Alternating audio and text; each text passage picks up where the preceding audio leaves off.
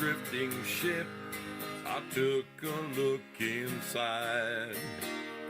I found a note that someone wrote that said, take her for a ride. I set a course for sights and scenes, went out to open sea. To my surprise, a bunch of sailors joined along with me. Now we're sailing on the mystery ship. All you gotta do is join our trip. There isn't any cost of membership. All the sailors here are really hip. I'm the captain of the mystery ship, and I'm a-calling all aboard our trip. I'm really hoping that you'll enjoy it up on the mystery ship. So bring a friend and come along with us aboard the mystery ship.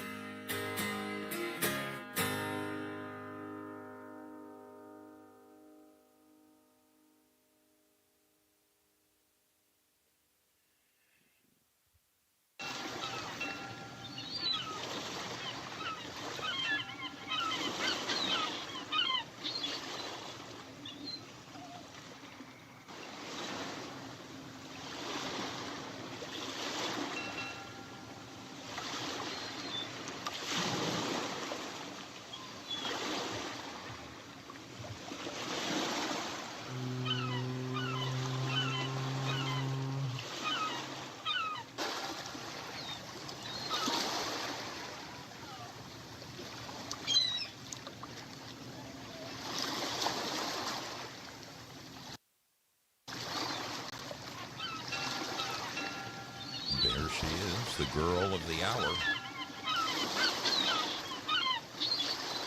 That normally means I better get my face on camera right quick because the tape is coming to an end. If you are so inclined, give me a little 5x5 out there, would you? Because the last few days I've been having some, I don't know, just some strange issues with my volumes, and I want to make sure that it is palatable for all of you. Is it sounding okay? I bought all new cords. I tore my board apart. I got inside of that and flushed out every single potentiometer with the good stuff. This is the electronic equivalent of brake clean for any of you mechanics out there. And man, did I notice a big difference in how the damn thing operated. Plus, I could not believe all the garbage I found inside of that board. It was unbelievable. Spiders and black widow and wet nests and just all, any manner of everything but rat turds. I found it all. How you doing out there? It's your brother Zoe coming to you on another Sunday night. I'll be honest with you, folks. I feel like dog meat. Absolute dog meat. Oh, good. According to my friends, it is 5x5, which means I am not overmodulated, and perhaps the music and the waves were just right where they should be. I'll tell you what, I noticed that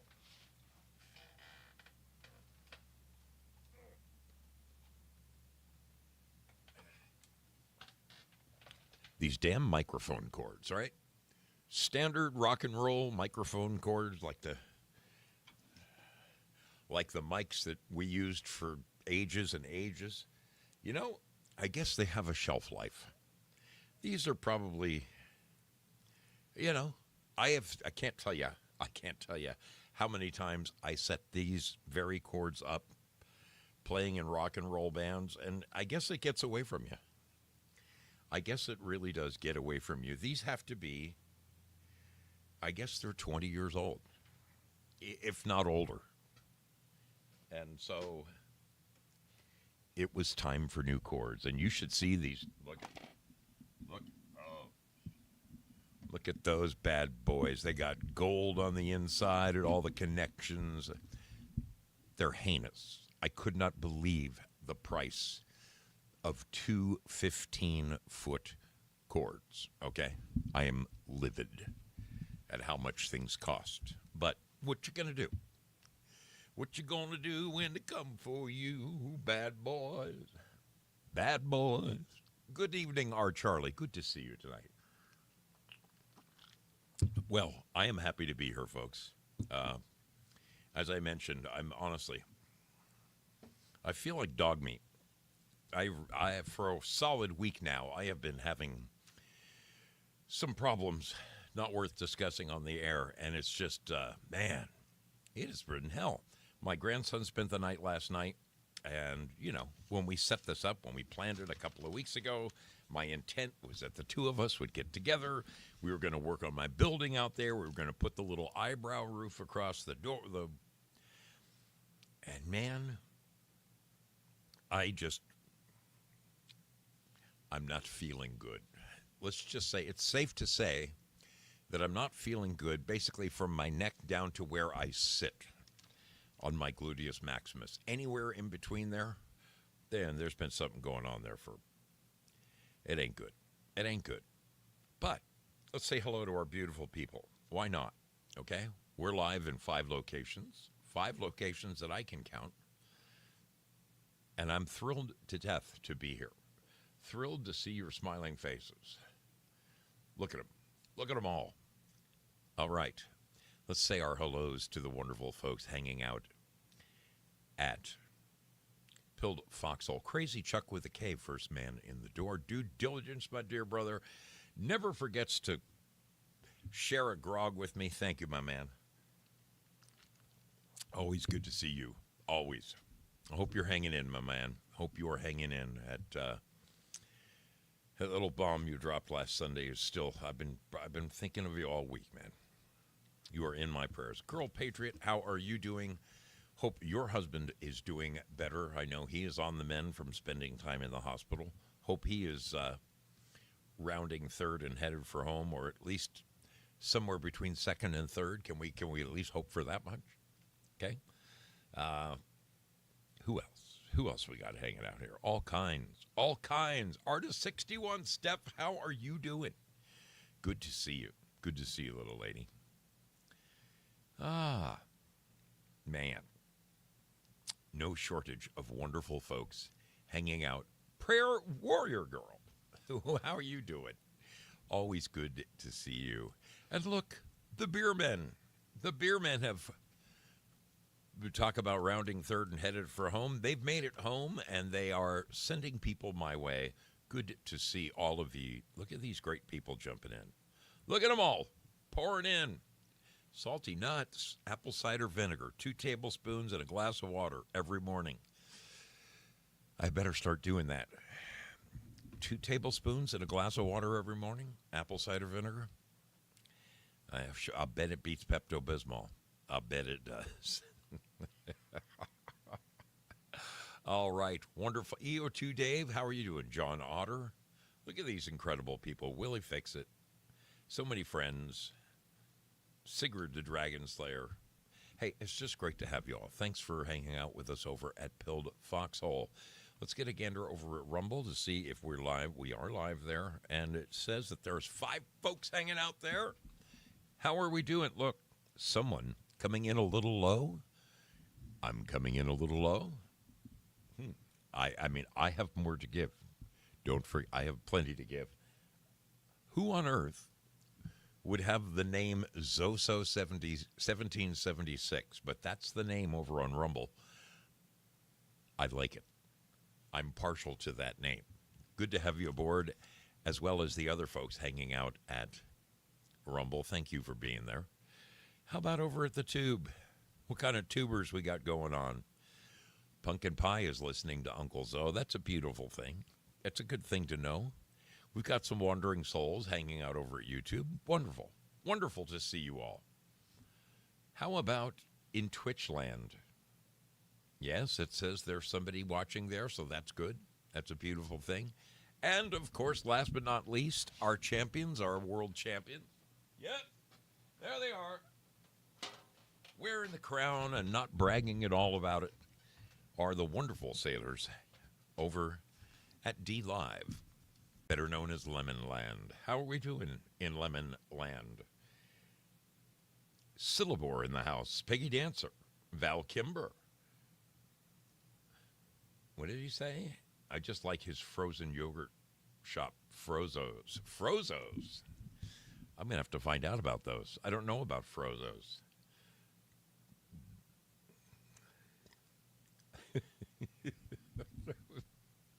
I'm always intrigued by the little chatting going on in D Live. It's always so interesting. It's never boring. This is really interesting. Whatever you guys got going on over there, just keep it up, okay? Just keep it up. Peggy Dancer, good to see you. Spudley, always a pleasure. Lynn Winters, of course. Bad Zoot in the house. And look at them, Willie Fix-It. All of them bringing some kind of lemon love, whether it's ice creams or lemons or, oh, man. Thank you all. Thank you all for your support of this program. It means the world to me. It really does. Same to you over there at Pilled Foxhole. I saw them piling up. I saw you sharing the love over there. Due Diligence, Girl Patriot, Due Diligence, Salty Nuts, Safety Net. Thank you all. Thank you all for your continued support of this crazy program known as The Mystery Ship. Folks, you know what I do for a living, right? I think we all know what I do for a living. I work in construction. I am what you call a project superintendent. What that means, basically, is that for a living, I put brand new projects together. That's what I do. Brand new projects. I take them from the ground to the sky. I'm looking for one particular video. Give me half a second here. I am looking for one video that I really want to share with you, and I think that's it. Yes, that is it. Okay, so let me do a little mumbo jumbo here. I got to do a little something here. Okay, rotate and rotate. There we go. Save. And then I've got to share. I want you to see this. I do want you to see this.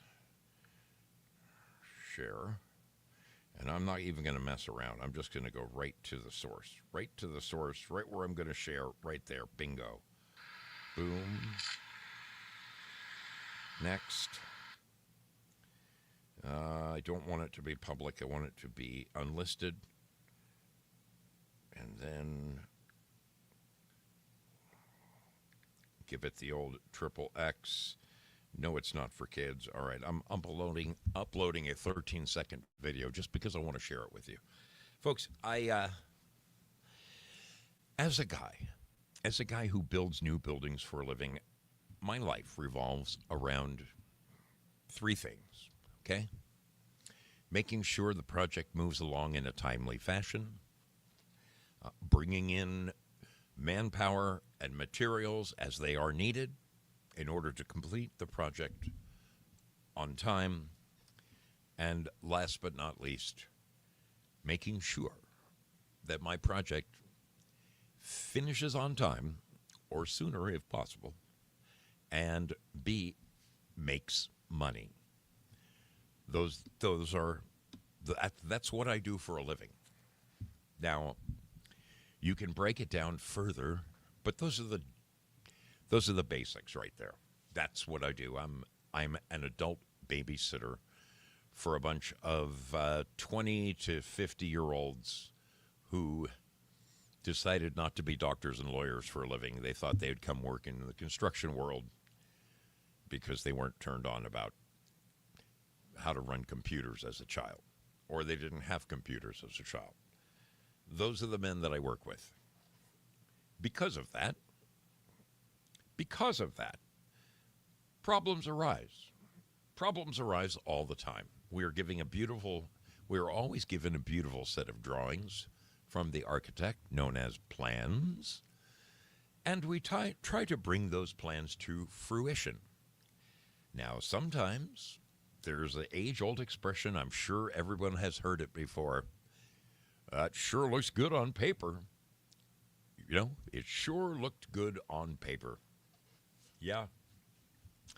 Sometimes it does look good on paper, but sometimes in reality, what the intent was and what really happens are two completely different things. Completely different things. Such is my life.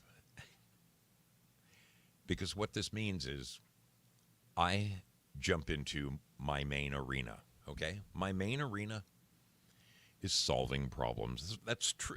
If you asked me what I am for a living, I would say to you, I am a professional problem solver. That's what I am.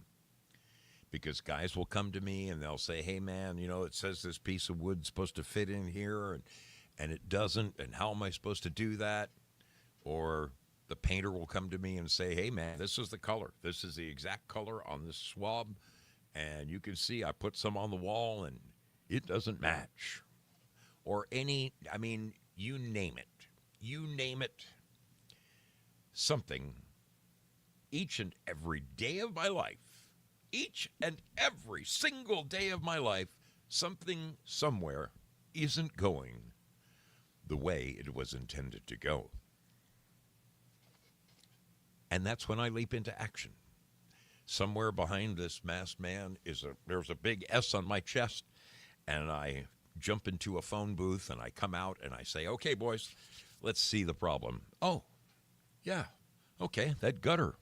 Yeah, when you put that gutter up, it looks like the mouth of it is hanging way, way lower than the roof. And if we put water on that, it's just going to run right past and down into the courtyard. It's never going to go in the gutter, is it? We're going to have to do something to that gutter to raise it up, don't you think? Like cut 3 inches off the back so that it goes up like this, and now the roof goes like this instead of this. Things like that. That's my life.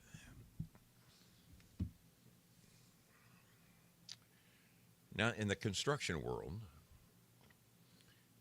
it's fairly easy. It's fairly easy to solve problems. And this translates right into my regular life as well. Okay? Fortunately, I come from an era. I guess I'm from an era, okay? Born in 1959, I come from a certain stock of Americans who looked at life a little differently than people look at life today.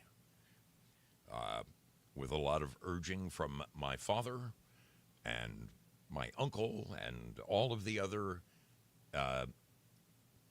people who made impressions upon me during my life, from my first few employers to older gentlemen. I was taught as a young man, I was taught to respect my elders. I was always told, you call whoever it is, whatever their rank in life, you call him Mr. So whether it was Mr. Smith or Mr. Jones, a man who was older than me got my respect. That's the way I was raised. My dad also taught me a number of other things as I was growing up. When you're walking into a store, if there's a woman coming along, you stop and open the door for her. I do that to this day, and you'd be amazed. You'd be amazed at how many ladies, I don't care if they're 15 or 70, they're always impressed. They're always thankful. And they always say, thank you very much. And I always say the exact same thing back to them. Don't thank me. Thank my father. That's the way he raised me.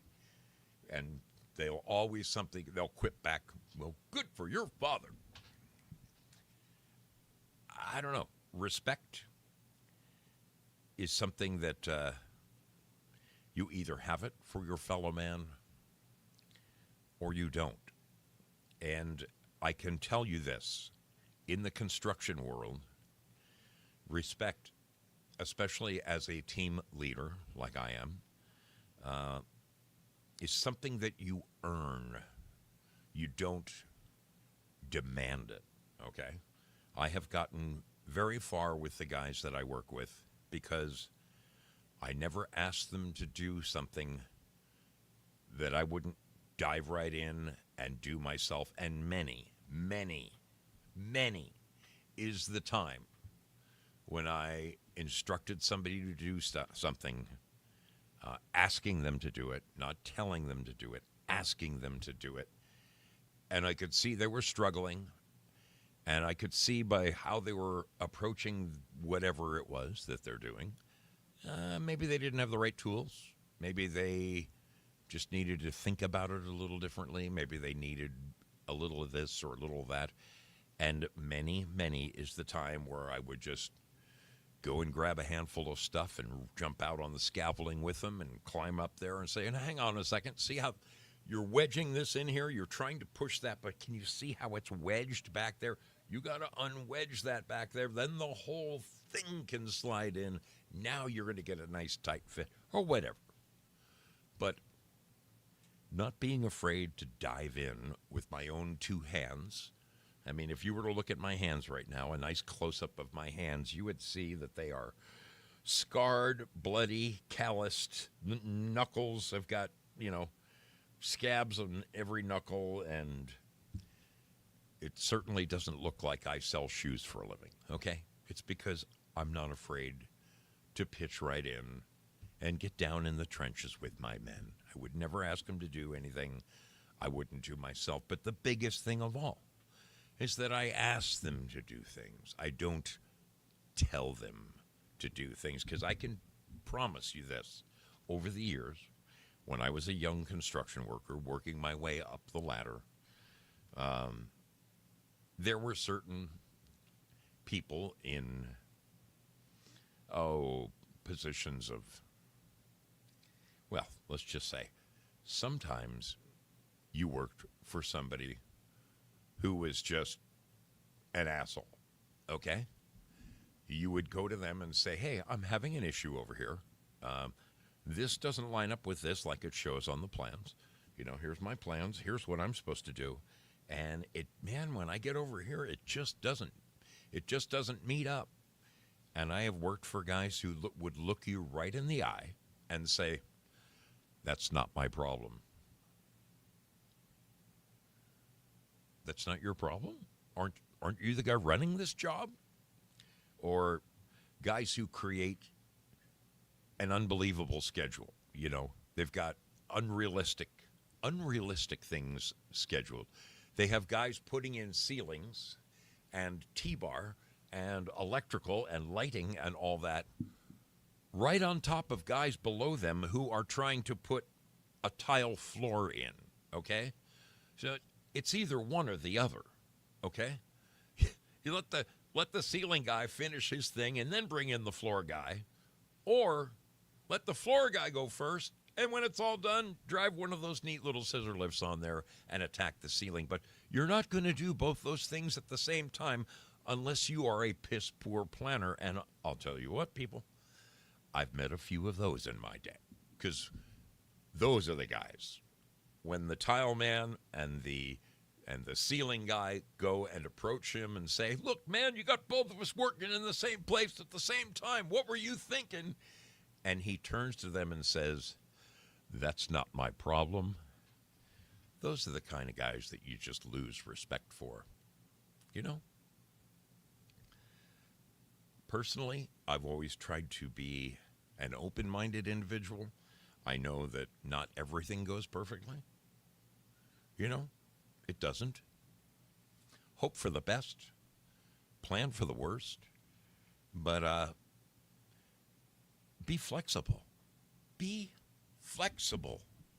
Be open-minded.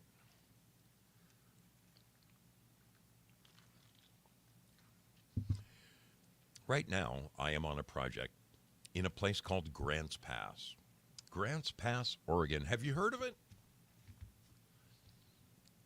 Have you heard of Grants Pass? Maybe you have and you don't know it. In the city of Grants Pass, where I am currently working on their city hall, just about a year ago, there was a Supreme Court ruling. Supreme Court ruling. I'm going to share this with you. Regarding homelessness. So what was happening in the city of Grants Pass was that, like every other city across the USA, there was a significant amount of homeless. I mean, every city has them, especially the cities with nice weather. I mean, even the cities with bad weather have them. And what was happening is that because these people don't have anywhere to be, they would, see, these are the guys you see on the corners of the streets, anything helps. They get these little cards, I'm not talking about the junkies or the tweakers or, there are people who, for whatever reason, just ended up out on the streets and they were completely unprepared for it. They may have been a single person living in a town far away, they might have had a good job. They might have been, surviving nicely, and then something happened. Something happened that led to their homelessness. Like, they got fired. They got let go.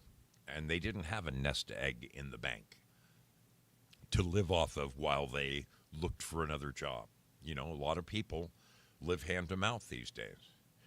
It could have been they have a good job, a decent job, but their landlord evicted them or raised the rent to the point where they couldn't afford to live there anymore. And maybe they put an ad in the paper and couldn't find a roomie, and one thing led to another, and then 30 days went by, and boom, they're out on the street, and they're living in their car, and then, their boss lets them go because they're showing up unshowered, and the problem just keeps compounding. I mean, there's millions of reasons that people end up homeless. But what happened in Grants Pass is of great significance to the rest of the country. What happened was the homeless were camping out with tents in a city that is renowned for two things: its beautiful parks and its beautiful trees. Okay? The city of Grants Pass is known for its trees and its beautiful parks. And we have, I'm not kidding you, they have got some absolutely gorgeous parks with 200, 300, 400-year-old redwoods in them. I mean, breathtaking parks. But when you want to take your little kid down to the little kiddie splash land, and there's some stoned out guy in the parking lot sleeping next to his tent, running around half naked, screaming and yelling, standing there screaming into midair when there's nobody around but this guy, you kind of don't want to take your little 4-year-old to the park anymore. So it was a big deal.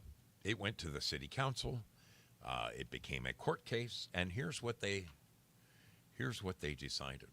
Here is what they decided. It went all the way to the Supreme Court.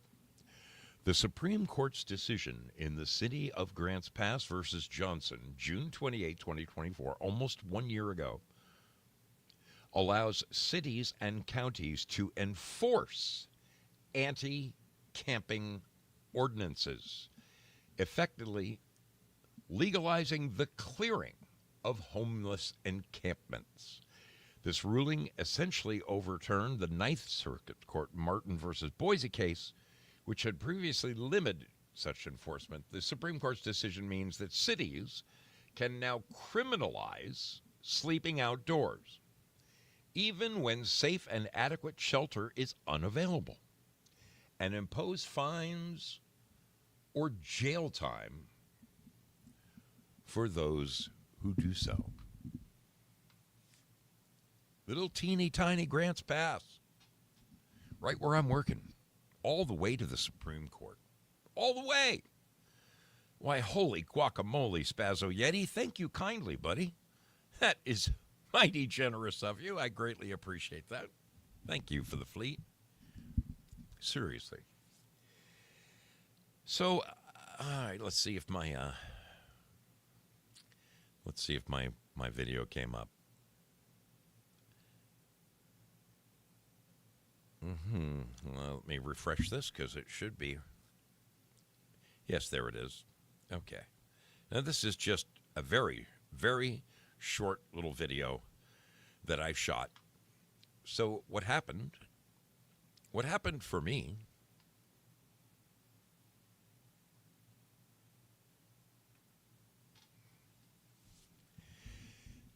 I get to this job site. And it's a sizable chunk of land. It's probably an acre and a half, 2 acres, 2 separate buildings. One of them's 2-story. The other one's a single story. I've got to completely rip the roofs off of both of these buildings and put new roofs on them. And you can imagine, this is construction, okay? You got 40, 50 guys who need to park somewhere every day. You got men who need their tools. So they have to have their vehicles with all of their specialized tools somewhere in the immediate vicinity. They're not going to walk 6 blocks to go get a tool out of the back of their truck because they forgot it or they didn't realize they needed it until they got into a certain situation. You have a laydown area. You need a place to put all of the new materials that are going to go onto the building, the new metal roofing, the new underlayment, the paint, the pipes, the whatever, the soffit material, the 2x4s, the 2x6s, the plywood, and all the stuff. You need a place to put all this stuff. Besides a place to put the brand new stuff that you're putting in, you also need a place to get rid of the old stuff. Now, nowadays, we do that with giant dumpsters, okay? Giant dumpsters. And I take it a step further. Besides a regular 40-yard dumpster that we have on our project that we have to keep a fence around it. Otherwise, everybody in the neighborhood would just be throwing their trash bags in it every night. So we have to have a nice tall fence around it. But I have, and it's a pretty good size son of a gun. It's about an 8 foot by 8 foot by 6 foot tall. I call it the Dipsy dumpster. This is it's a cradle that goes on my forklift, and you pull a chain, and this part dumps. And then you click it back again, and you can fill it up with junk. So I take that thing on my forklift, and I boom it all the way up to the roof, like 55, 60 feet up in the air. The boys throw all the trash in it, all the roofing tiles and all the garbage, and I pull that thing down, and I dump it into the dumpster and then click it back and send it up again. So, I mean, you need a place, like George Carlin said, you need a place for your stuff.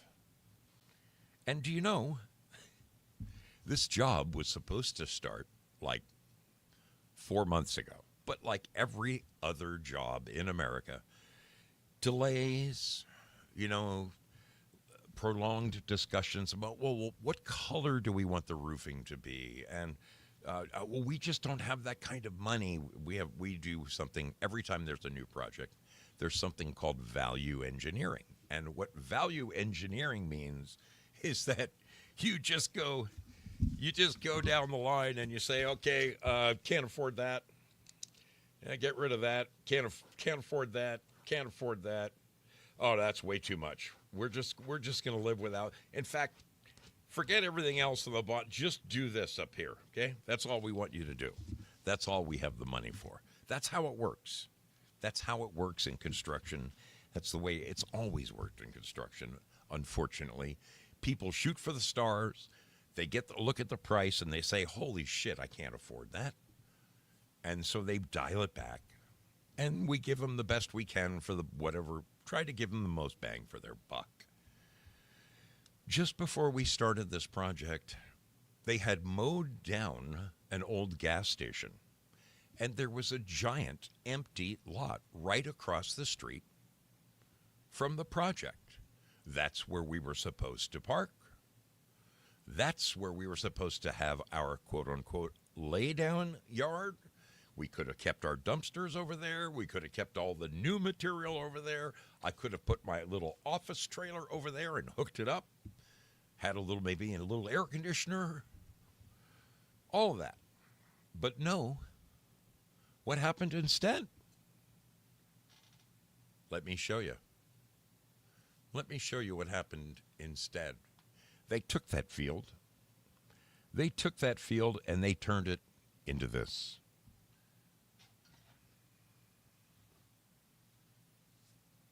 This is what it looks like today.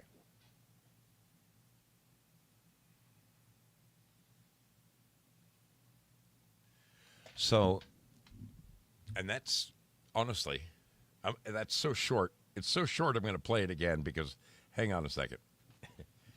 Are you watching? Okay, this is a parking lot. Stop. I'm going to stop it right there. You see that fence right there? Okay, on the other side of that fence is twice as many tents as you see here. Twice as many tents. On the other side of that fence was the empty field I was telling you about. But unfortunately, there was too many tents. There wasn't enough room. So they took this parking lot, and this is where all the people who worked at City Hall used to park. And they said, okay, all you people who work at City Hall, you can't park here anymore. Nope, you're done. You got to park on the street like everybody else. And from now on, you got to walk to work like the rest of them. You can probably imagine that decision didn't go over very well. It didn't. There's a lot of grumbling employees who have been parking in that lot for 5, 10, 20 years, and all of a sudden you tell them, sorry, these people are more important than you and your parking spot. Now you got to park 4 blocks away, and you have to huff it. You have to walk to work in the burning sun or the pouring rain or the snow. Yeah, you got to walk to work now.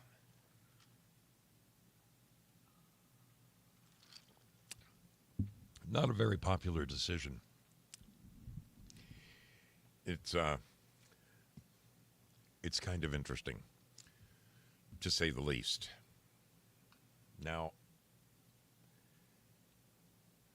you know what?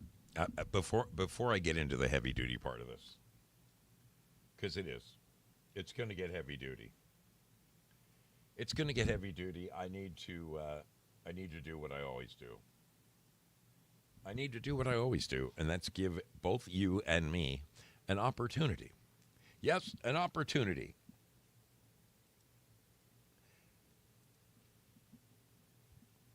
I need to give you an opportunity to go take a gaping Zarge, whether that means taking the dog outside or running to the restroom, which is what I'm going to do, or whatever, getting yourself a snack, refreshing your drink, whatever it is, whatever that voodoo is that you do, this is going to be your one break time. So I hope you use it wisely.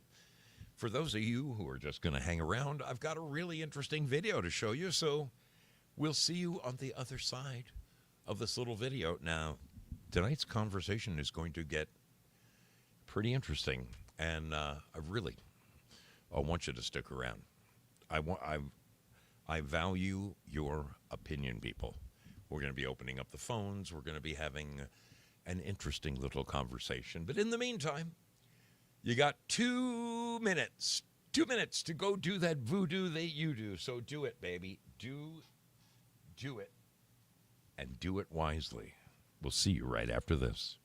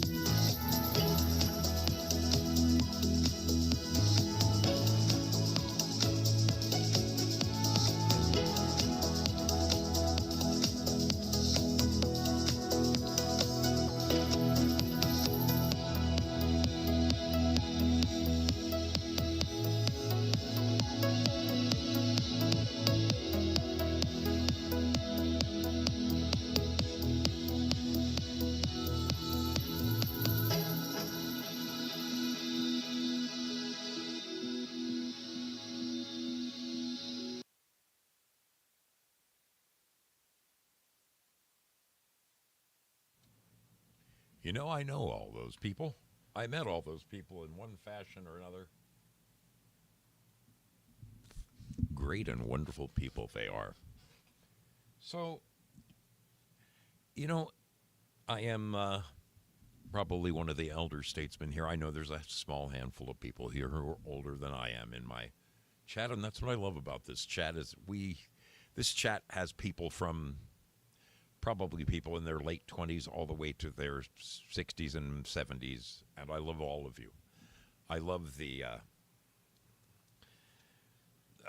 just across the board, the fact that you're from all over the country, the fact that you have diverse backgrounds. I like everything that you bring to this table as a as a community here on these 5 different platforms.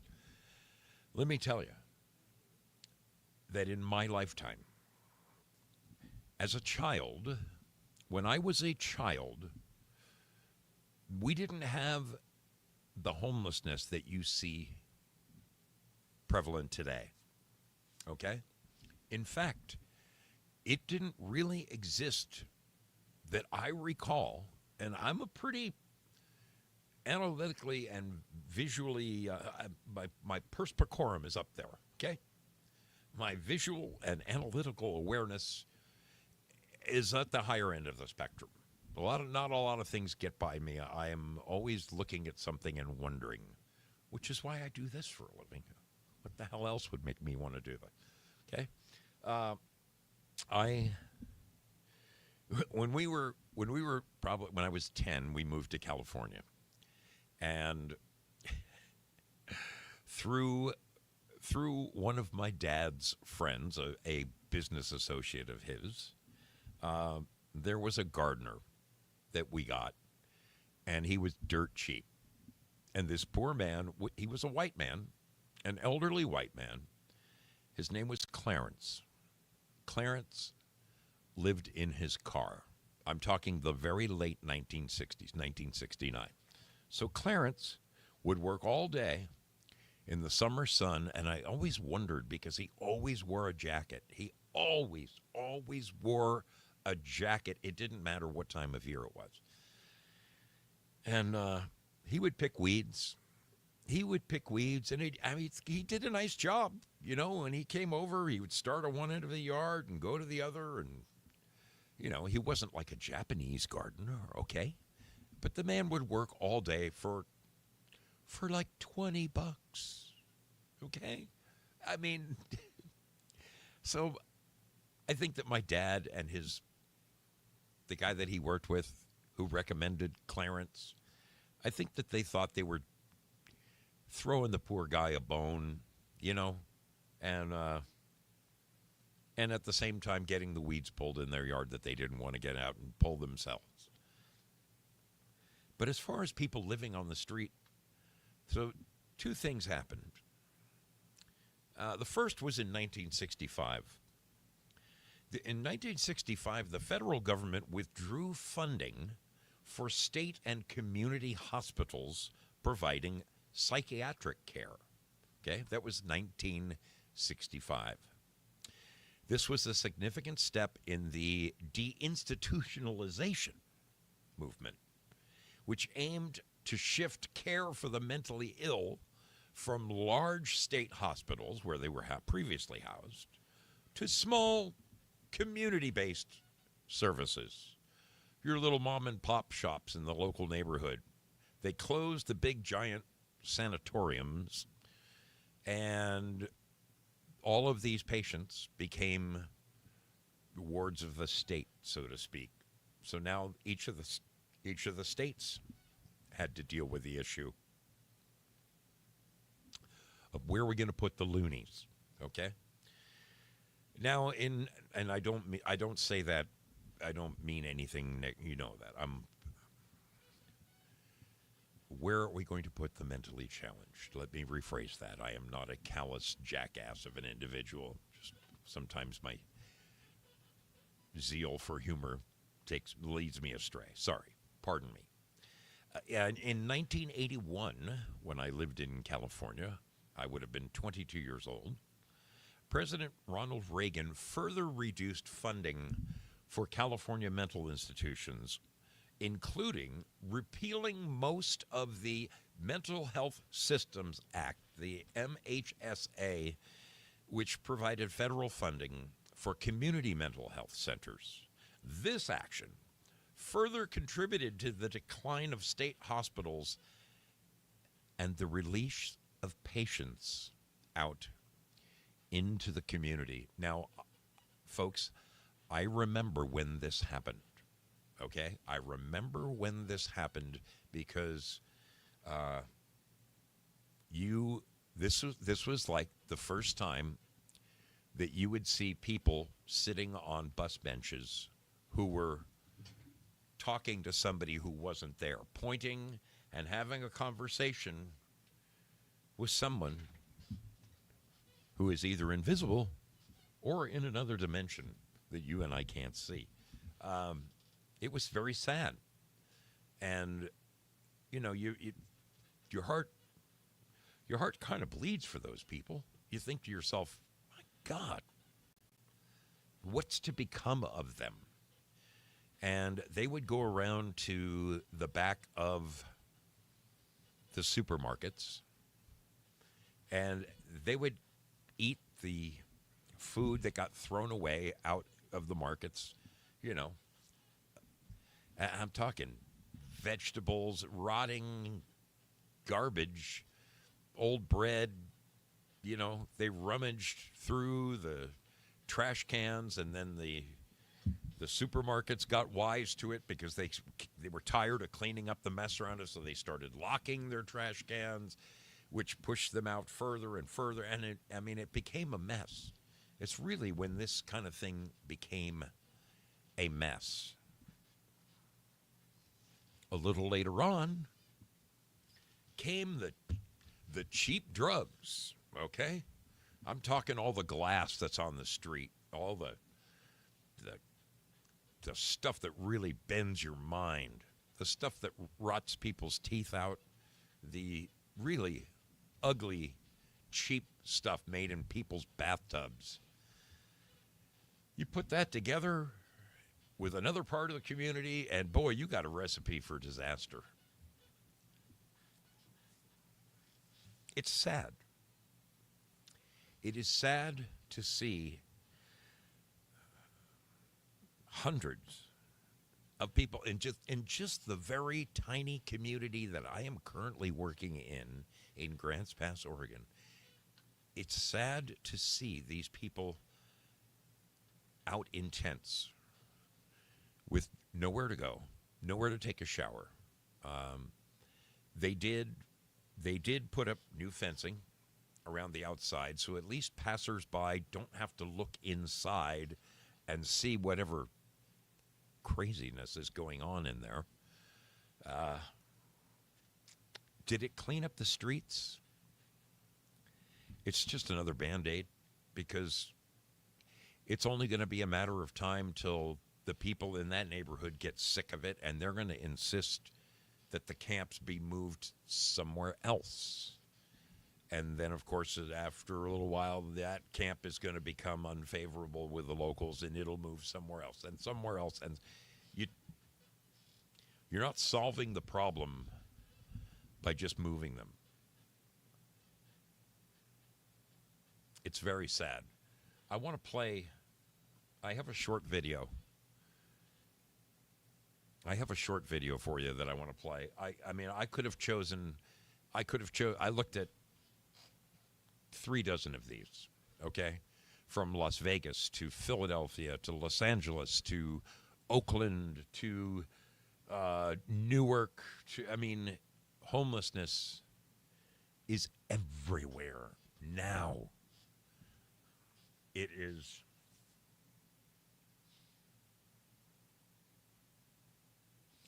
It's horrible is what it is. Now, I'm going to play this video for you. I'm not sure if I'm going to play the whole thing or not. I will preface this video by telling you that, yes, this is made by a complete bleeding heart liberal, okay? So, just the main takeaway I want you to get from this video is the seriousness of the problem. To the guy's credit, this is one of the few people who actually goes in amongst the people. He enters these cities. He talks to these people. He finds out their background. He doesn't keep them at an arm's distance. You know what? I chose the shorter video. He doesn't do any actual interviews in this one, but he has other videos where he does. He sits down and gets to know these people. He finds out, how did you get in this situation? What led you here? How are you surviving? What's going on in your life? Do you hope to find a way out? That kind of thing. But don't get me wrong. The guy's a bleeding heart liberal. All right, so let's watch this together, and then we're gonna talk about this on the other side. Okay. All right, here we go. This is in Texas. Okay, this is in Texas. This is Daily Homeless News, where tell the stories no one else will. Texas, the land of booming economies, sprawling ranches, and unrelenting ambition, hides a shameful secret beneath its polished veneer. While skyscrapers pierce the sky and politicians crow about prosperity, thousands of Texans are left to fend for themselves, without shelter, without hope, and often without dignity. Homelessness in Texas isn't just a statistic, it's a humanitarian disaster unfolding in real time, a glaring indictment of a state that claims to have it all. This is a story of broken systems, empty promises, and human beings reduced to shadows. But it's also a call to action, a chance to reclaim our humanity.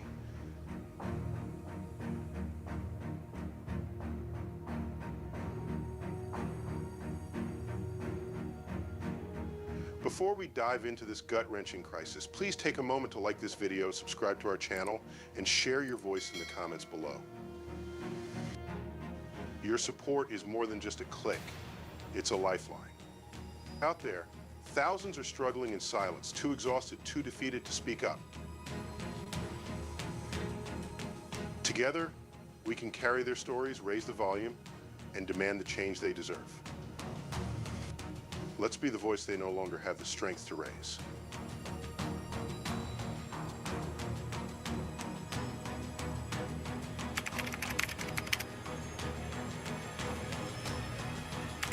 As of January 2024, Texas reported 27,229 individuals experiencing homelessness. Let that number sink in for a moment. That's nearly the population of an entire small town living without a home. It places Texas squarely among the worst states in the country when it comes to addressing homelessness. And it's not just a matter of bad luck or isolated circumstances.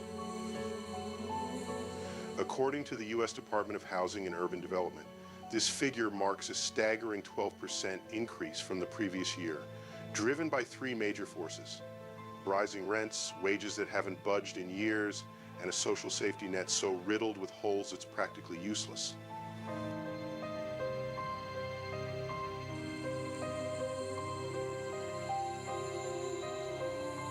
These people aren't statistics, they're human beings.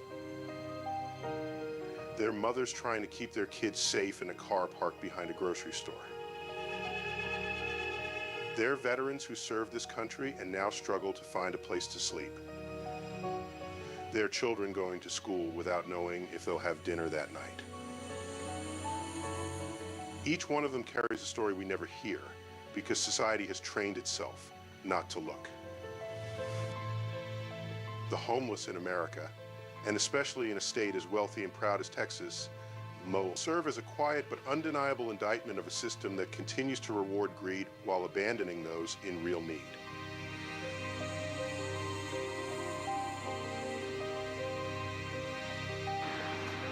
Then came the COVID-19 pandemic and everything got worse. Housing insecurity became a national emergency. Emergency housing vouchers issued as part of pandemic relief programs provided a lifeline for thousands in Texas. But here's the problem, those vouchers are temporary. Most are set to expire by the end of 2026, and if no replacement policy is introduced, we could be facing another massive wave of people being pushed onto the streets. And let's be honest, the chances of a meaningful federal response in today's divided political landscape are slim at best.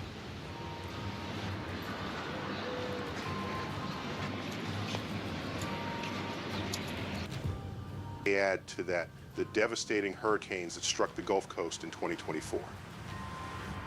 Entire neighborhoods were flooded, and many families who were already hanging by a thread lost the last thing keeping them grounded, their homes. These storms didn't just damage buildings, they destroyed lives. And in their aftermath, Texas saw a sharp increase in displaced individuals who had nowhere to turn and ended up homeless.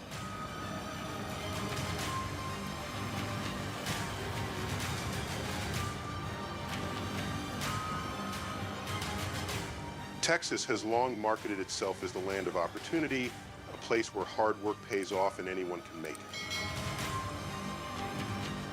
But for the 11,700 Texans currently sleeping on the streets, that narrative feels like a cruel joke.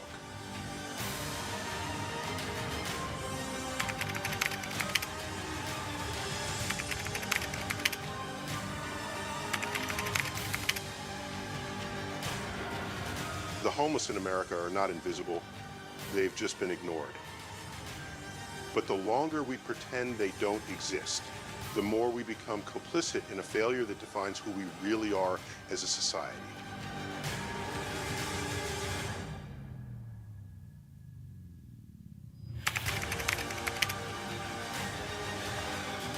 Houston, Austin, and Dallas are at the center of Texas's homelessness crisis, where booming economies clash with daily human suffering. Houston's The Way Home initiative has reduced homelessness by 60% since 2011, proving that housing first works. But thousands still live in tents or shelters, and showing even the best plans can fall short. In Austin, rising rents fueled by tech growth have priced out the working class. Despite millions spent on services, over 2,500 people remain without homes, caught in political red tape and public resistance. Dallas stands out with a 16% drop in homelessness from 2022 to 2024, thanks to a major $72 million effort. But with federal aid fading, that progress is hanging by a thread.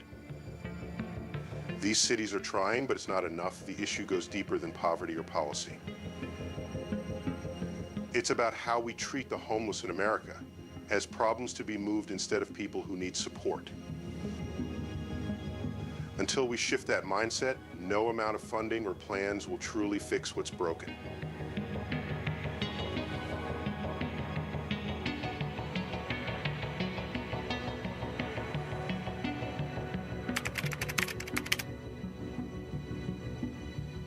In Texas, the term safety net is starting to feel like a cruel joke. For thousands of people struggling to survive on the streets, it's not a net at all. It's a maze. A system that was meant to catch people before they fall has turned into one that watches them hit the ground and keeps walking.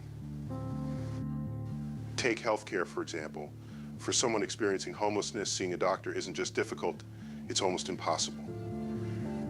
Most end up in the emergency room when conditions are already severe, racking up an average of over $23,000 in annual medical costs per person.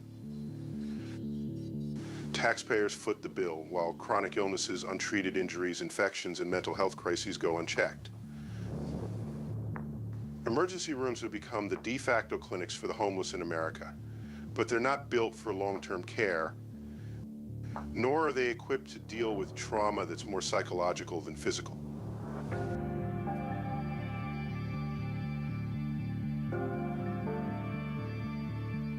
And that trauma runs deep. Mental health issues and addiction are among the leading causes and consequences of homelessness. But Texas ranks near the bottom in the country for funding mental health services. There simply aren't enough beds, therapists, or community programs. People seeking help are placed on waiting lists that stretch for months, if they're even allowed to apply. It's like telling someone drowning in the ocean that help is coming next summer.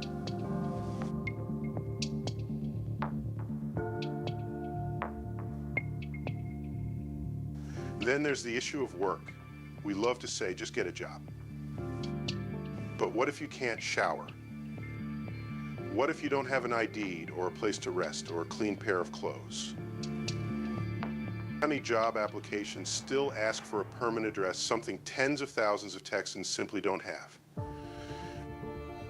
And even for those who want to work, Job training programs are either hidden in red tape or designed for people who've already passed stability milestones that the homeless haven't been given the chance to reach. It's like building a ladder and pulling the first 5 rungs off.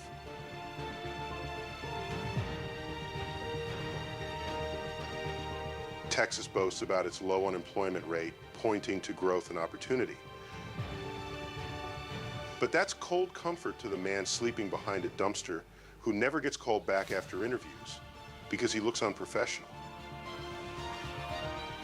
It means nothing to the single mom who can't leave her tent without risking all her belongings being stolen. It's not that people don't want to work. It's that the world isn't set up for them to even try.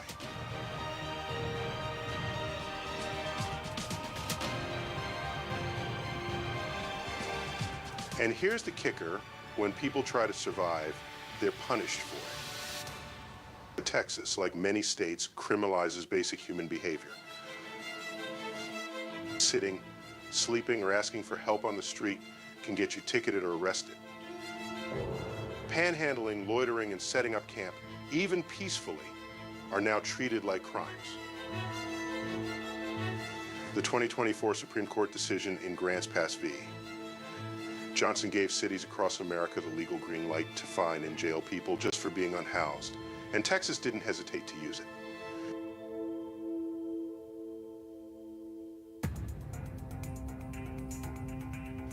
This is where things stop being policy and start being cruelty. Arresting someone for sleeping outside when they have nowhere else to go isn't solving a problem. It's creating a new one. Once you've been arrested, good luck finding a job or housing. A criminal record becomes one more chain, keeping people in the cycle. We say we're tough on crime, but the real crime is letting people suffer like this in one of the wealthiest states in the country.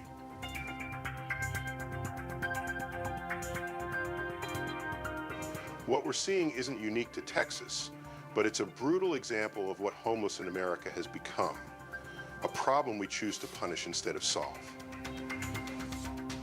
When did surviving become illegal? When did we decide that a citation was cheaper than compassion?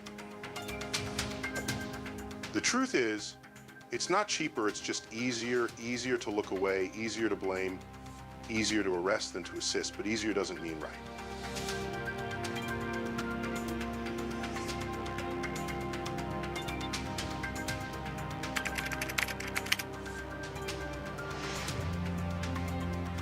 Homelessness isn't just one person's hardship, it's a public crisis that affects all of us. When people don't have a safe place to live, it impacts public health, safety, and our economy.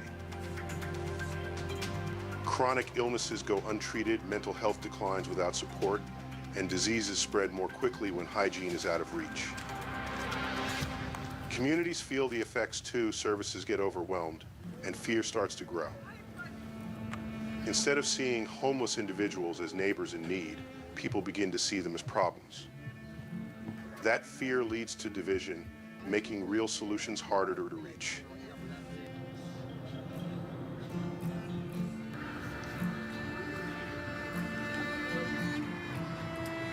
And while some cities keep spending millions on police sweeps and emergency responses, the truth is this: it costs far less to actually help people. Housing First programs, which give people stable homes before addressing other challenges, have proven to be more humane and more cost-effective. But Texas keeps going in the other direction. Laws criminalize camping in public, pushing people further into the shadows. The recent Grants Pass decision only makes it worse, letting cities hide the crisis instead of fixing it. This is what homeless in America really looks like: policy failures, broken priorities, and communities turning their backs. We can do better, and we must.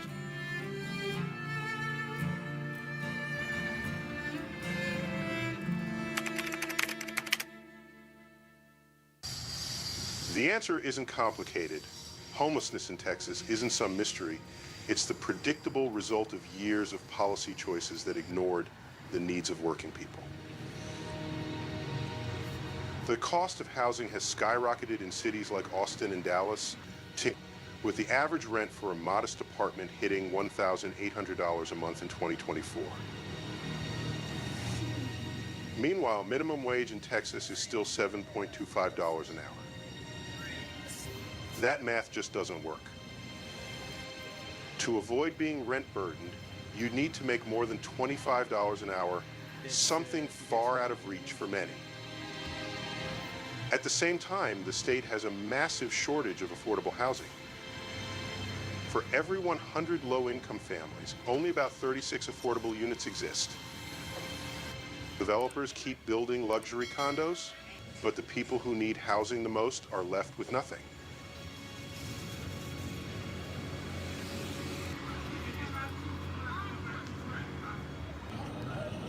And it goes deeper.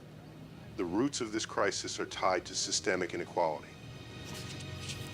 Communities of color, especially Black and Native American Texans, are disproportionately affected. That's no accident. It's the result of generations of discrimination, poverty, underfunded schools, and over-policing. Add to that the state's failure to fund mental health care, and it's a recipe for disaster. If you're struggling with trauma or addiction in Texas and you're poor, good luck finding help. Clinics are packed, treatment is rare, and instead of care, people get jail time.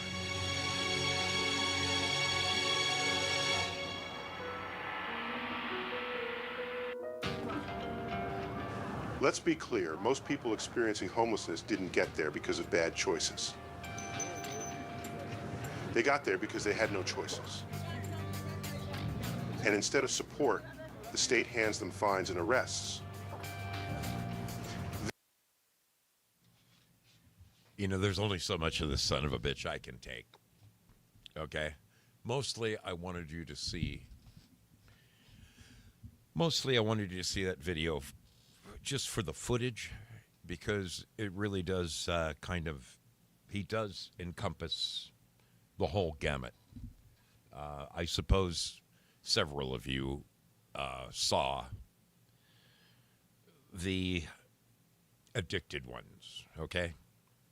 The one like I was referring to a minute ago, the one sitting on the bus bench talking at nobody. I mean, you saw that there were several examples. Where is it? Let me see if I can find it real fast. Is this the person? Yeah. Here's a perfect example. Put this on. Okay? This is just for a second. This is a person who is out of their mind on drugs. When did we right decide that a citation is cheaper than compassion? Now, I am a compassionate person at the core of my being. I do care about these people, and it pains me, especially over the course of the last 5 weeks that I have been working side by side next to these poor people. It is weighing heavily on my soul, okay? I mean, as far as I can tell, you got 3 kinds of people in there, okay? You have those who are legitimately, for whatever reason, just down on their luck, okay? Something happened, they lost their home, they had nowhere to go, they were starving to death, they sold their car or whatever they had just so they could get money to eat or pay their cell phone bills so they could maybe still find a job. That money burned up, and they found themselves buying a tent and living on the grass somewhere. I don't go out of my way, as he suggests, to go talk to these people. I just, I've got too many other things going on in my life at the job site, trying to cure cancer each and every day. I can't. It's difficult, okay? But you have a percentage of people who are legitimately down on their luck. Then you got a percentage of people who just don't have it upstairs, okay? They maybe at one time lived in a care facility and the funds were withdrawn and they got turned out to the streets. That is a very real thing. Then you have those who are hopelessly addicted.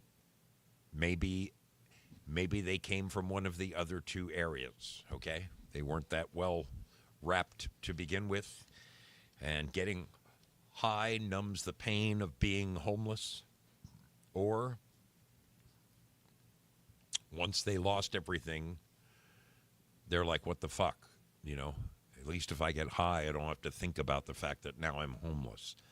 I don't know if I shared this or not, but like 3 weeks ago, I was driving the big giant yellow forklift of ours, and talk about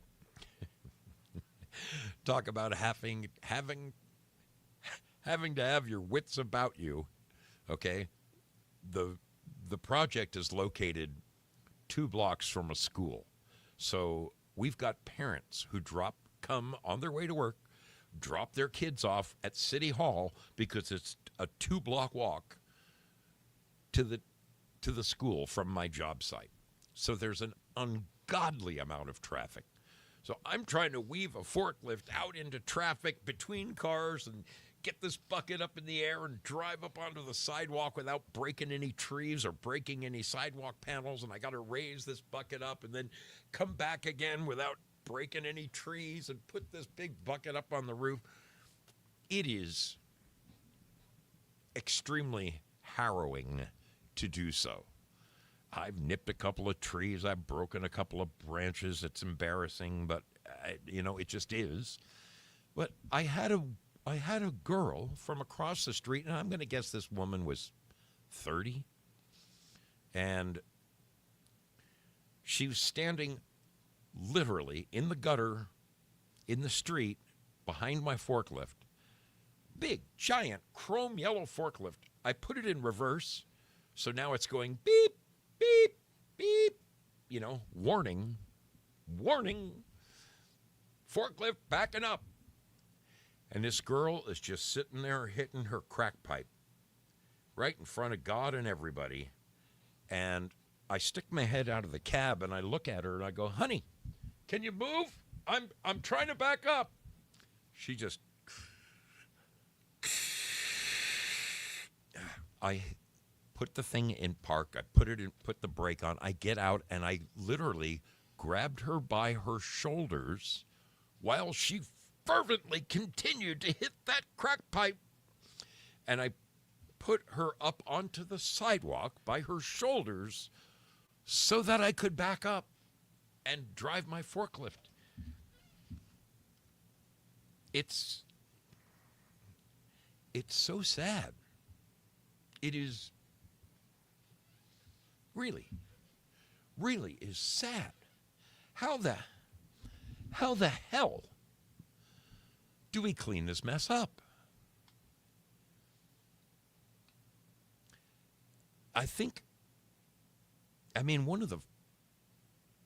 One of the first things that has to happen is we've got to get some kind of group of mental health care professionals to go into these places and interview these people and put them in a category like absolutely crazy, needs to be in a hospital, needs to be in a watched hospital, could hurt themselves or someone else, or hopelessly addicted to drugs, but basically might be able to be brought back as a functioning member of society if cleansed from their drug addiction. And then the other category could just be, the ones who really just need a freaking helping hand at the moment. Like if they could be given decent housing and a place to get a shower and some clothes from St. Vincent de Paul, they might be able to actually go out and get a freaking job. I read a statistic just a couple nights ago. Right now, in America, now obviously this isn't Grants Pass, Oregon, okay? But right now in America, there are currently 450,000 jobs that pay $40 an hour or more that employers are trying desperately to fill. Right now, 450,000 jobs paying $40 an hour or more that they can't fill. Meanwhile, our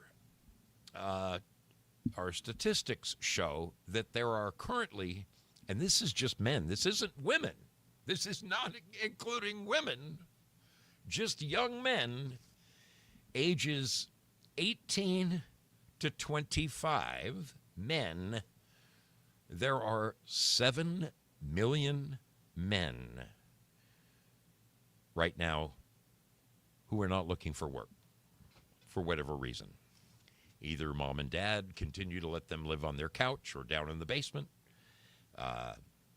They could, if they wanted to, they could go get one of those jobs making 40. My first job, holy shit, 1975, minimum wage was $1.85. And I thought I was hot shit because I was making $2 an hour. $2 an hour, baby. $40 an hour. I mean, granted, everything has gone up. Inflation's ridiculous. I'm not saying that, there was a time that I thought that $40 an hour was a tremendous amount of money. Now, that's just barely getting by money, and that's the truth. That is the truth. But housing is the key to this whole thing. Regardless of what caused these people to end up in this situation, the way to get them out of it, or at least even a significant portion of them out of it, one of the biggest keys is housing. Because there isn't any affordable housing. In the last 10 years, actually, I've been back in Oregon now since 2011. So that's 14 years. In the last 14 years, I have been associated with no less than 20 different low-income housing projects here in Oregon. And these are apartment complexes, 2-story, nothing dramatic, not bare bones, but nice, decent places, and they're small, but they're decent. I mean, you're indoors. Most have a small community center and like 40 to 60 units in them, and to apply for them, you have to. I've never applied, so I don't know offhand, but I'm pretty sure that you have to show some kind of hardship. I do know that most of the time we get like the front half filled, front half up and running and operable, and then while we're finishing off the second half, they already start moving people in the front. I mean, that's how badly this housing is needed right now. I will say this. The people that I did meet moving in, because inevitably, when there's a brand new project like that, something happens where we need to go back into a brand new unit, like a faucet's dripping, or a dishwasher doesn't work, it was never hooked up properly, or whatever, And we learned very quickly that you never send one guy, you always send two people, so there's always a witness, all right? So no one can say there was any kind of hanky-panky going on. And it's always, hey, my faucet's dripping, can you fix this? Or,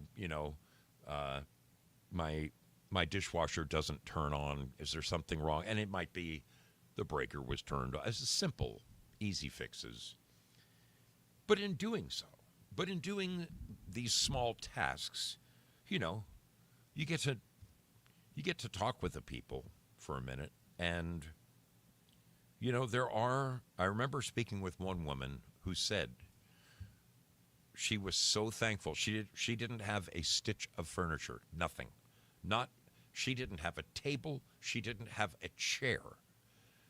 We went back into her problem was her master bath had a leaky faucet. And it was just a matter of tightening an O-ring on one of the valves. And we looked and we saw all she had. She had a sleeping bag and a pillow on the floor of this 2-bedroom unit. And we saw how, clearly this woman had nothing. So this moving into this home was a lifesaver for her. She wasn't mentally challenged or anything. She was a perfectly normal woman who she said to us, well, this means so much to me. I was living in my car. I had nowhere else to go.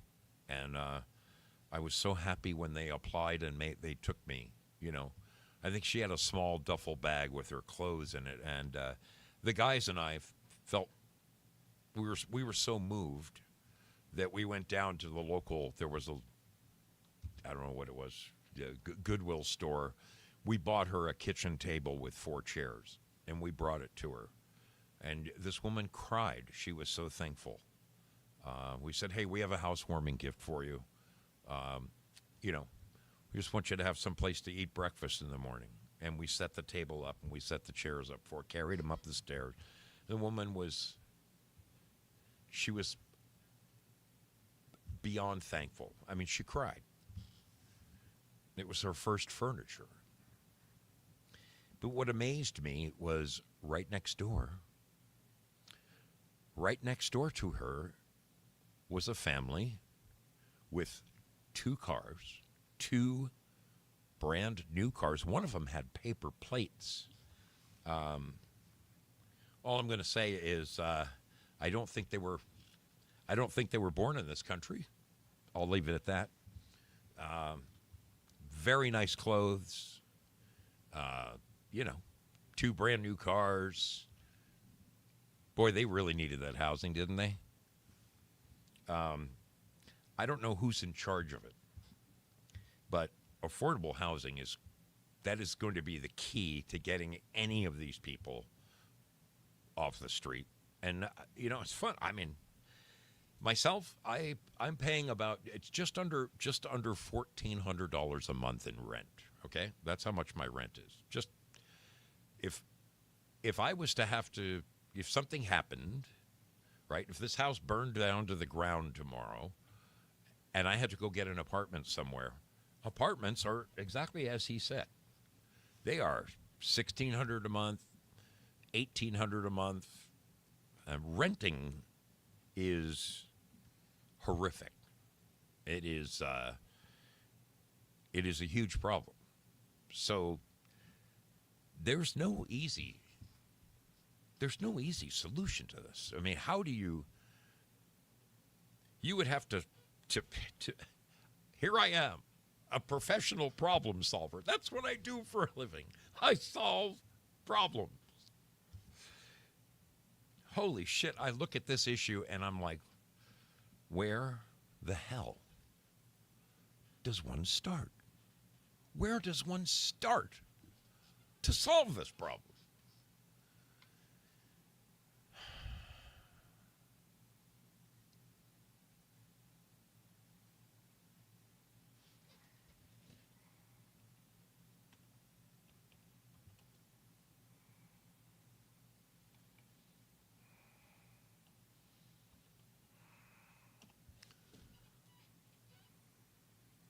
Where does one start to solve this problem? I'm interested. I'm interested in your comments.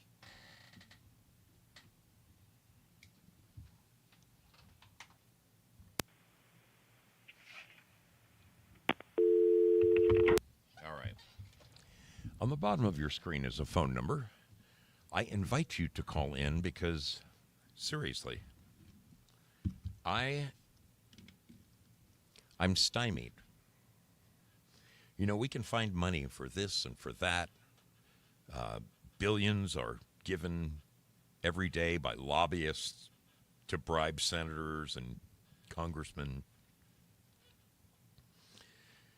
What if there was a way of taxing that lobbying money and putting it towards homelessness? It eats me alive. We've got someone on the line. We love this guy. We love this guy. TL, how the heck are you doing this evening? I am doing well, Brohambra. I'm calling in. First of all, I just want to say I'd like to ask. I hate to take advantage of your platform, but I would like to ask for prayers for my dad. Please. His name is Ron, and he's 88 years old. He lives on Mindanao, in northern Mindanao in the Philippines. So, like, not Manila, not like, right. I mean, it's not the first world. And he has been in the hospital for a couple of days. And I can't get any information. My brother and I can't get any information on him. So I just, ask everybody for their prayers. Absolutely. His name is Ron, and it's a different system there. It's the Philippines, and up by Manila on Luzon, it's different. It's more modern. But down in Mindanao, it's still very traditional in that there are no LVNs, there's no orderlies. When you're in the hospital, your whole family comes up and takes care of you in between the doctors coming and treating you. Do you know what I'm saying? And he doesn't have that. They're all in the city with my dad, and I have no idea. Oh, man. All I know is that he was just very sick to it. He was, very... It's nauseous. He was so uncontrollably nauseous that he had to go to the hospital, and this was 2 days ago, and I haven't heard from him. So I just hope he's being treated for fluids and all that stuff. So I don't want to derail that, but perfectly fine. And I appreciate you, friends. God bless. And just everybody's mom and everybody out there in the path of tornadoes and stuff. Just God bless us and love our family. The reason I wanted to call in so is because what Mrs. Spud does for a living. You've met the lovely Mrs. Spud several times. She houses homeless veterans. Wow. This is what she does for a living. Did you know this? How on earth does? Yeah. I mean that has to be a tremendously challenging job. I mean, how do you put a pecking order down, like this one needs it more than that guy? I mean, God, where do you even start? Well, it comes down to there are good grants. There are good grants out there, and hers is through, obviously, Veterans Administration, which hasn't been touched by DOJ. This is, her. Believe me, she doesn't get paid. They don't get paid much over there. Right. It runs lean, and it is funded by. It's a private. It's it's a not-for-profit organization. Sure. But it does do housing event. Well, I mean, it does many different things. I'm a little. But what Mrs. does is she houses veterans. That's wonderful. She puts them in apartments or tiny homes. Tell me that DOJ didn't trim any of their funding. None. No, they got a thing straight off like the first week of it that said that the Veterans Department of Veterans Affairs is not going to be touched. Beautiful. And that everything. Glad to hear it. All of those things are going for. Well, absolutely, because I mean they're not bullshitting. They really do, and they know. They know exactly which programs are bullshit and exactly which programs. But what I wanted to, one of the important things that I wanted to say, and and that guy that you were playing, obviously he was very leftist, and he's like, well, if they were Jews, if they wouldn't just find them and give them some help. Well, let's take Portland, Oregon. Let's take Grants Pass, Oregon. Let's take Vancouver, Washington. Sure. Let's take Longview, Washington. Have you been to Longview? Have you seen Longview, Washington? Any of these towns along the I-5 corridor, dude, they're all friggin' shitholes. And you know why they're all shitholes? It's because people are allowed to do fentanyl and smoke meth. Yeah. I was going to say, that girl that you said was smoking a crack pipe, no, she was probably smoking a meth pipe. You don't get that whacked out on. You don't get. I know you smoke enough meth and you just get tunnel vision. You don't see anything. Yeah. I mean, you drink enough coffee, you get the same thing. Thank God they didn't have that stuff around when I was a doper. Yeah. Yeah. No, well, I mean, obviously, and like my Pope. Prairie Fire popped in, he's like, fentanyl.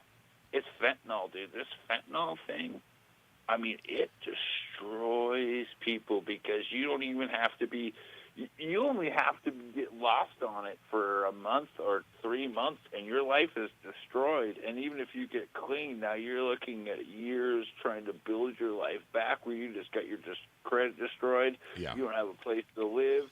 You got kicked out. You burned all of your bridges with all of your homies. Yeah. And that's where it gets really difficult. Dude, one of my some tough love. One of my best friends, one of my very, very, he was my best man. This guy had it all. 3 homes, a condo, Mustangs, Cadillacs, a boat, trailer out at the river. I mean, he had ample. He had it all. And he got on this freaking meth thing. And, dude, I mean, he hit it. He was a functioning meth head for a long time. And then it started eating him alive. And lost one of the homes, then sold the condo, finally sold the house and got himself an apartment, and it just kept going down and down and down. And he ended up, thank God, checking into one, while he still had a little money left, he checked into one of the very finest rehab centers in America. In fact, they would pair you up in little people. His partner was Julie Andrews, who is in there for she had a pill problem at the time.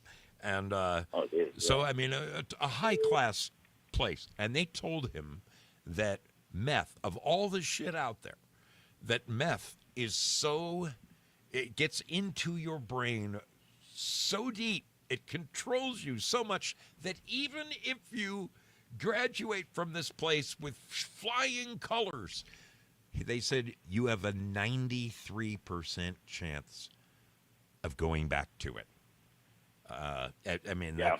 I'm guessing fentanyl's even worse, Well, fentanyl, I'm so glad I am allergic to opiates. Opiates make me violently ill. Oh. So I can't even take I can't even smell a codeine. I look at a Tylenol 3 and I puke. Yeah. Okay, that's how sensitive I am to opiates. I can't. But when I was a young man, I got into speed. Oh. Because I was doing shows, working at Disneyland. Yeah. Going to school. You're working 20 hours a day, and you're trying to sneak in naps. You know what I mean? Yeah. And then you gotta buy bumps of cocaine to numb your nose so you can hit the crank. Because it wasn't even called meth at first, dude. It was crank when I first started getting into it. I know what you're talking about. You know what I'm talking. It was nasty too. Oh, really? A lot of it was. It burned when you started it. I mean, oh God. Yeah. Oh, dude, have you ever seen? We used to crack open Black Beauties, which is like pharmaceutical. Dude, 1980 Black Beauties, where that was the make the top of your head tingle a little bit. Oh yeah. No, I don't know what you're Crack talking that about. up. You crack that up and you snort it, bro. Come on. So I mean, we were into some really, I got, and God bless who goes back to my dad. My dad actually literally kicked my ass, and was like, dude, I mean, literally kicked my dad's a big dude. I'm a big guy, but my dad, he had that old man strength, and yeah, he was like, you gotta just, and I did. I replaced it with caffeine, and I did massive amounts of caffeine, which I still do to this day, but it got me through it. Yeah. I was able to, thank goodness I was able to transition off. Yeah. Where I was becoming really violent, dude. You know me, I'm a sweet dude. I just want to give you a hug. But, I mean, back then, bro, No, you looked at me wrong, I was ready to throw hands, Dude. I was just on edge all the time, and I just, But I Yeah, appreciate that culture. Yeah. Oh, Yeah. dude. Yeah, I lived it for Anyway. 20 to 30. Yeah. Anyway, appreciate the calls, but thanks for letting us know about your dad. We'll definitely keep him in our prayer chain. And it's funny. As well as I know you and Mrs. Spud, I didn't realize that's what she did for a living. So I am enlightened.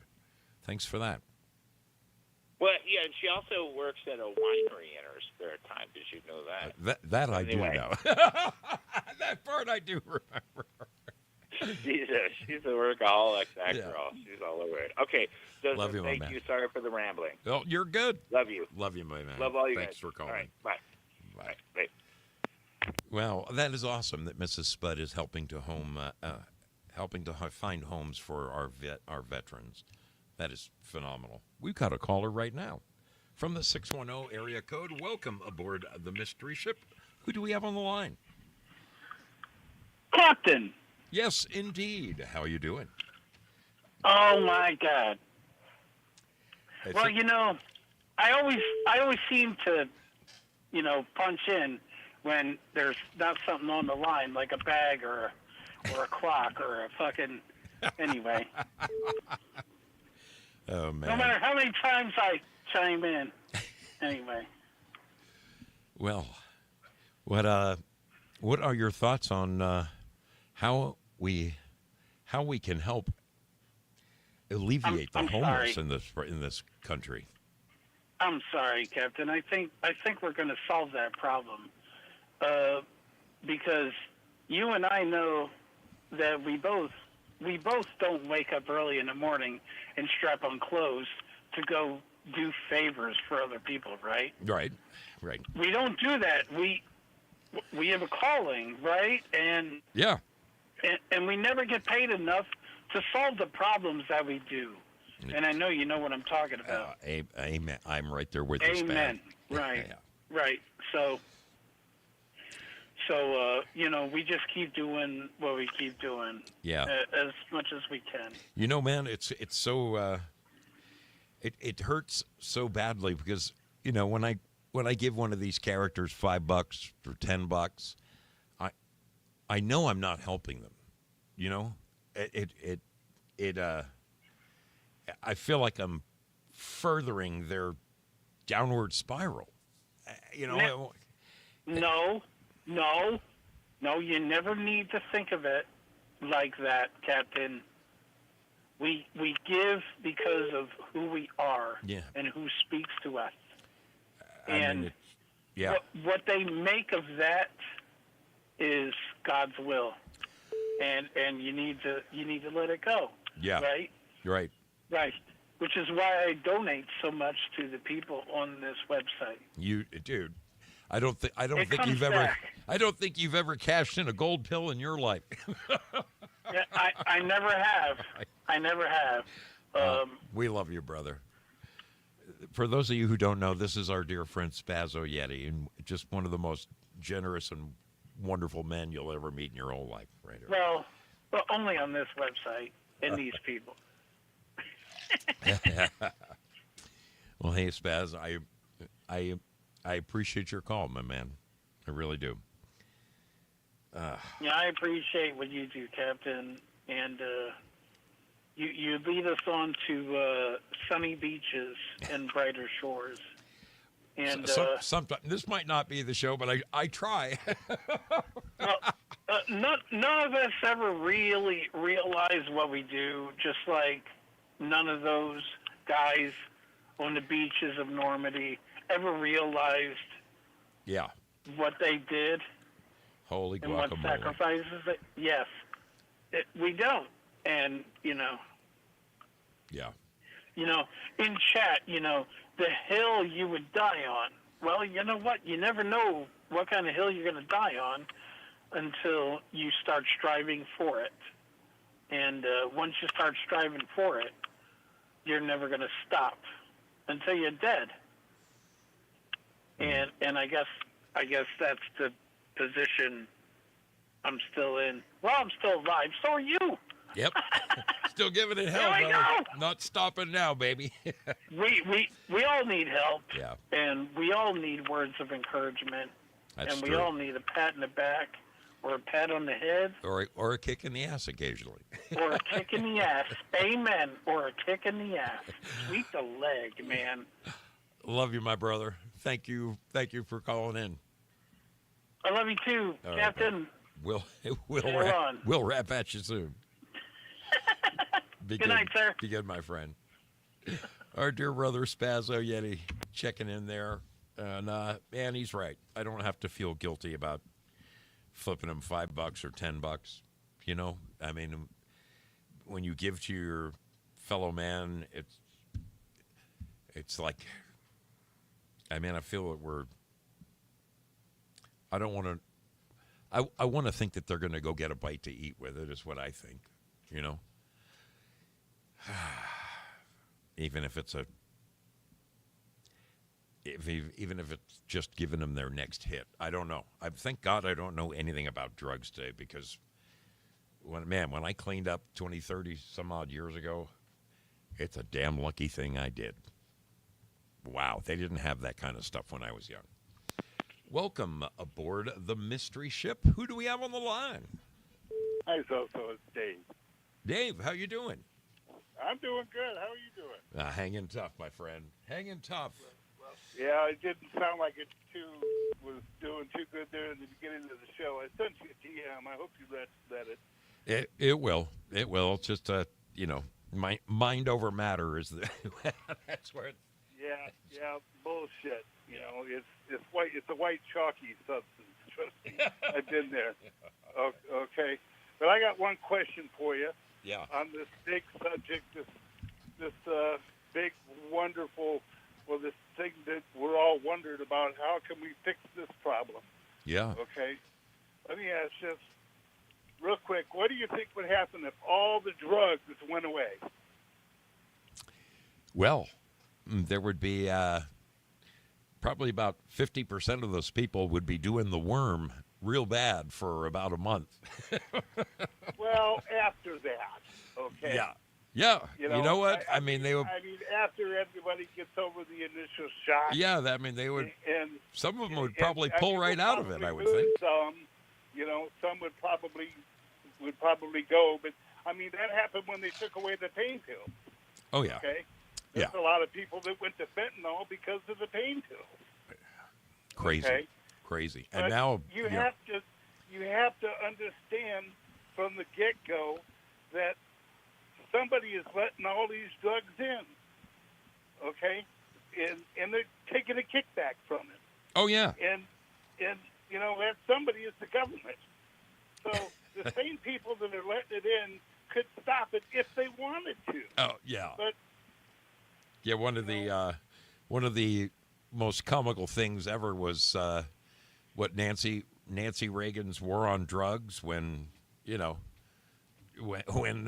were flying in cocaine and body bags and stuff, landing in Mena, Arkansas, and oh my God, the whole. Well, I remember a drought back then when all that happened. It was hard to buy a bag of weed, Yeah. But Wow. it's the problem is that people will keep buying it, and you did it, I did it, we all did it. Yeah. Okay, we've been there. Yeah. We know where those people are, Yeah. and that's why that that stupid thing you showed, was so much propaganda. It's like they Oh, wanted yeah. to feel sorry for him. No, dude, believe me. I mean that. Yeah, every one of the guy's videos. The only part that I find intriguing about it is that he does take the time to actually go into these places and get close-ups of the people. Some of them he actually does interviews with them, but I mean clearly, dude, 100% propaganda. Stay tuned. There are real good people that are in bad situations. I Yeah, know that. it does. I mean, it does happen. know, but I want to say, But I want to the say, majority of this is people zombies. They're zombies. Look at them all over the Dude. street. They're all bent over. they are, dude. I'm. I mean, I kind of put them in three groups. Some of them are crazy. Some of them are just addicted. And then the others are just down on their luck, and I'm afraid that it's the down on their luck folks that are that's the smallest percentage of the people in there. Maybe 5%. If I had a whole bunch of money, I'd start building apartment complexes all over the place. Okay. Yeah. They're building a couple up the street from my house. Well, people have pointed out in the chats, why don't we take places like our closed down malls and, I mean, if they made people, a room for a freaking bed, have some community showers, like in high school, a men's shower and a women's shower on two opposite sides of the freaking thing, just make a bunch of 5x10 little cubicles, and you get a lock to your door that's different than, I mean, all a person really needs is a bed. The thing that amazes me are the people who, there they are, they're out on the street. They can't afford to eat. They have to bum money to do, and they got a dog. They got a fucking dog with them. They can't afford to feed themselves, but they got a German Shepherd. I'm like, what the hell? I don't. I know, man. It's crazy. Now the women who have the dogs, maybe it's for protection. That I understand.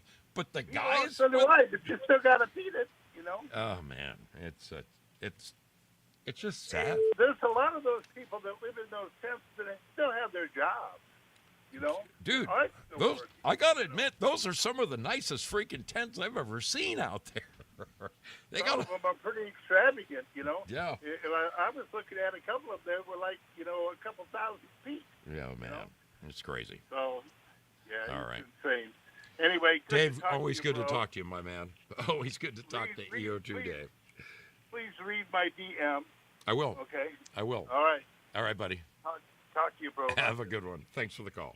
All right, bye-bye. EO2 Dave right there from upstate New York. I'm sure that he's not... something tells me that up in Dave's neck of the woods, there's probably not a whole heck of a lot of people camped out in front of his house. He lives in a very, very beautiful, beautiful part of upstate New York. Nice neck of the woods. Nice neck of the woods. Willie boy, what is on your mind tonight? Hey, the poor Mexican ship got crashed because they got stuck in reverse and the damn tugboat didn't have a line on it. Oh, man, they went backwards into the Brooklyn Bridge. The bridge saw you. Remember that story? Oh, imagine that. Oh, those went pretty good with everything from when I told you or not. I'm doing okay for losing his daughter, Well, you're breaking up pretty good on me. Yeah, am I better now? It's kind of I don't want to break up, man. Come on, I don't. There you go. Break up. Wherever you are, don't move. Don't move now. Joe Biden got cancer, and I'm really sad for him, right? And anyway, we're getting ready to kill everybody with all the bullshit they did. Now, hopefully it goes through. Oh, man. I don't know. I'm really, I don't know. I'm dumbfounded being old like me, almost catching up to you old. But just, what are we going to do here? We're gonna arrest some people shortly. Epstein didn't kill himself, according to Bongino and Cash Patel and this and that. And yeah, give me a fucking break. I don't know. Willie, I love how you're always right on the dime, buddy. Oh, yeah, right on the yeah. dime. I wouldn't know nothing that's going on today or yesterday. No. Current events are pretty good. Yeah. Biden has number 12 cancer, and he's going to die tomorrow because the HER tapes came out yesterday. Yeah, okay. Oh, fuck me, whatever. I don't even know what to say.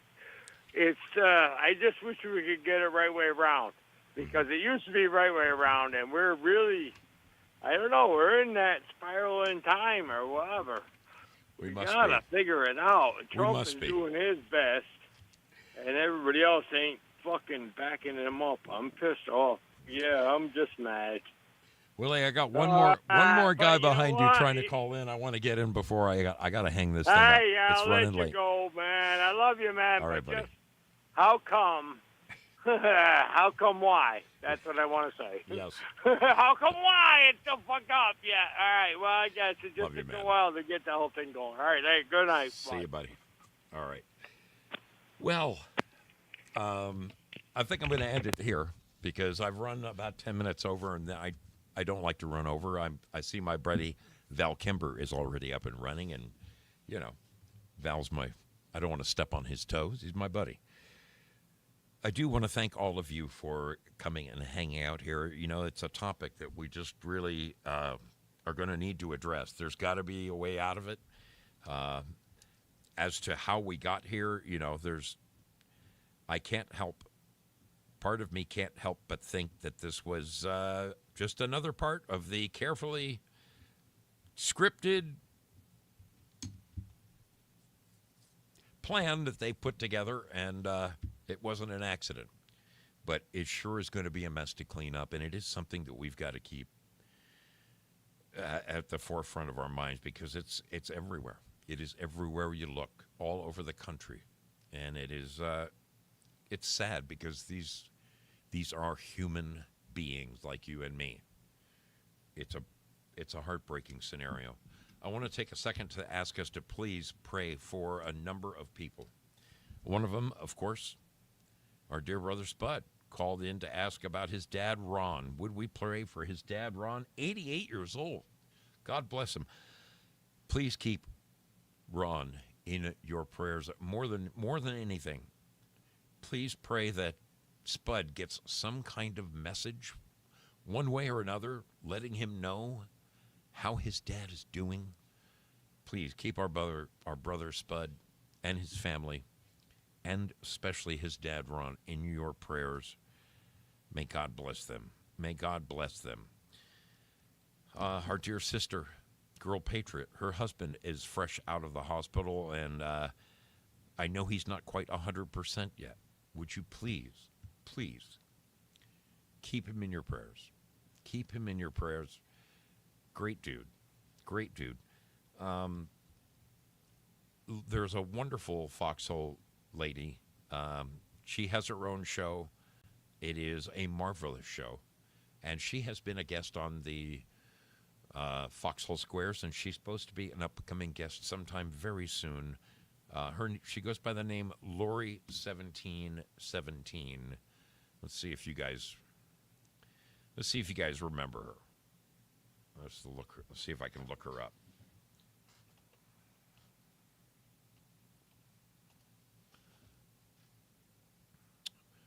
I don't know why my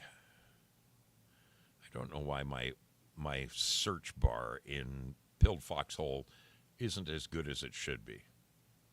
It just isn't. I don't know why. Let me try this again.